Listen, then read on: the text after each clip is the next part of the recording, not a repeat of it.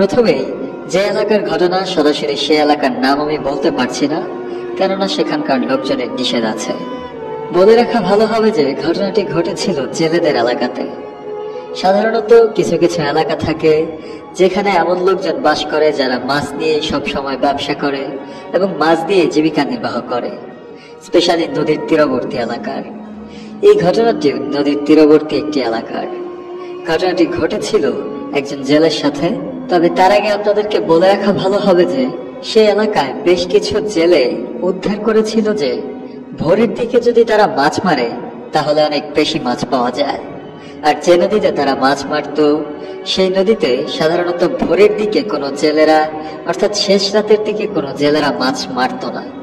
তাই কয়েকজন সাহসী জেলে প্রথমবার ভোরের দিকে মাছ মেরে অনেক বেশি মাছ পেয়ে তারা এই ব্যাপারটা উদ্ঘাটন করে যে ভোরের দিকেই সবচেয়ে বেশি মাছ পাওয়া যায়। তারপর সারা গ্রামের জেলেরাই আস্তে আস্তে একই পদ্ধতি অনুসরণ করতে থাকে। তারাও ভোরের বেলায় মাছ মারতে যায়। তো সব জেলেদের মতো আজিজ মাঝিও সিদ্ধান্ত নেয় সে ভোরের বেলায় মাছ মারতে যাবে। কিন্তু যেদিন আজিজ মাঝি সারা রাত মাছ মারার সিদ্ধান্ত নিল সেদিন ঘটল একটা দুঃখজনক ঘটনা। গ্রামের অধিকাংশ মাঝিরা ভালোভাবে মাছ ধরে রপ্তানি করার জন্য শহরে চলে গেল। তাই খুব কম জেলেই সেদিন এলাকায় থেকে গিয়েছিল। যেহেতু অনেক কম মাছি ছিল তাই তারা সিদ্ধান্ত নিল আর মাছ মারতে যাবে না। তবে আজিজ জেলে ভাবলো যেহেতু মানুষজন বেশি একটা নেই তাই সে অনেক বেশি মাছ পাবে, তাই আজ রাতে মাছ মারাটা সে অন্তত বাদ দিতে পারবে না।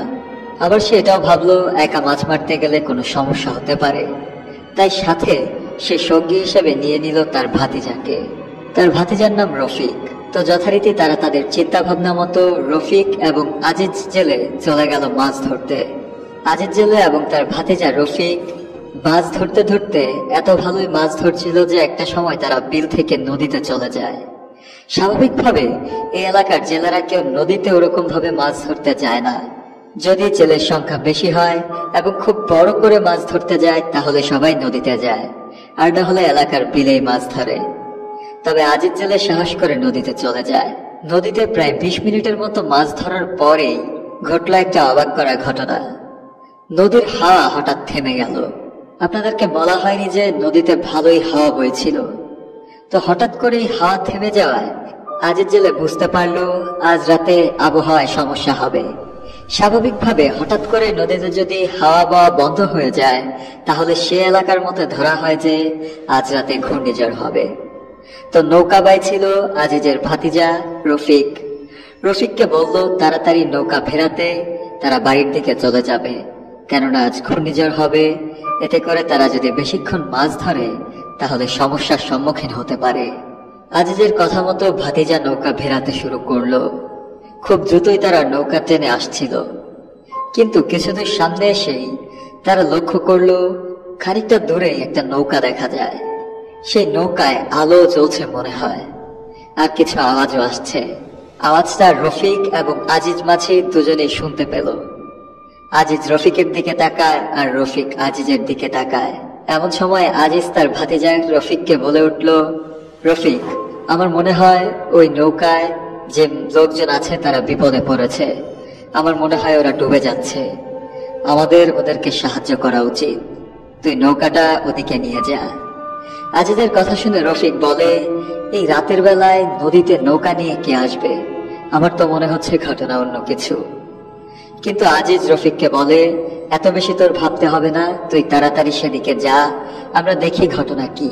রফিক জোরে বৈঠা বাইতে শুরু করলো। নদীতে বাতাস থেমে গেলেও জোয়ারের অভাব ছিল না, অনেক বেশি জোয়ার ছিল। নৌকা নিজে থেকেই অনেক জোরে চলছিল। যখন ওই বিপদে পড়া নৌকাটার কাছাকাছি চলে গেল আজিজদের নৌকাটা, তখন একটা ঘটনা ঘটলো। আগেই বলেছি যে তো নৌকায় জোয়ার বেশি ছিল, তাই আজিজদের নৌকাটা সামনের দিকে এগোতে গিয়ে নিয়ন্ত্রণ হারায়। সেটাকে আর থামানো যায় না। এদিকে যে নৌকাটা বিপদে পড়েছিল সেটাও খুব দ্রুত আজিজদের নৌকাটার দিকে এগিয়ে আসে এবং মুখোমুখি হয়ে দুটো নৌকার ধাক্কা লাগে। সেই ধাক্কায় নৌকাটা গতি হারায় এবং যেহেতু বাধা পড়ে তাই নৌকাটা থামাতে সহজ হয়।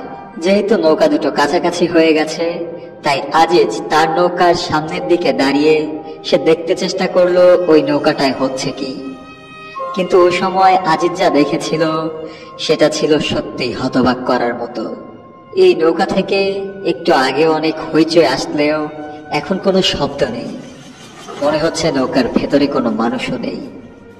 নৌকার সামনে একটা লাশ পড়ে আছে ক্ষত বিক্ষত, আর লাশটাকে দেখেই বোঝা যাচ্ছে এটা অনেকদিন আগের মরা একটা লাশ। আজিজ মাঝির কথা অনুযায়ী সেখানে দুর্গন্ধ আসছিল। আর নৌকার সামনেই একটা হ্যারিকেন জ্বলছে, কিন্তু নৌকাতে মাছিও নেই। তাহলে তাহলে এটা এখানে কে রেখে গেল? আজিজ মাঝি দেখে ভয় পেয়ে জোরে একটা চিৎকার করলো।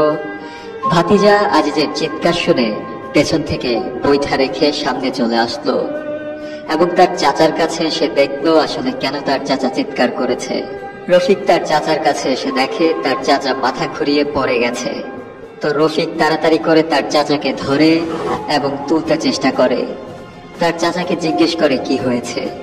তার চাচা হতবাক হয়ে রফিককে সব বলে, কিন্তু অবাক করা ব্যাপার হলো রফিক সেখানে কোনো নৌকা দেখতে পায়নি। অথচ সেই নৌকাটার সাথে যে রফিকের নৌকাটা ধাক্কা লেগেছিল সেটা রফিক বুঝতে পেরেছিল। আবার একই নৌকাকে রফিক আগে দেখেছিল যখন নৌকাটায় অনেক মানুষের কথাবার্তা শোনা যাচ্ছিল।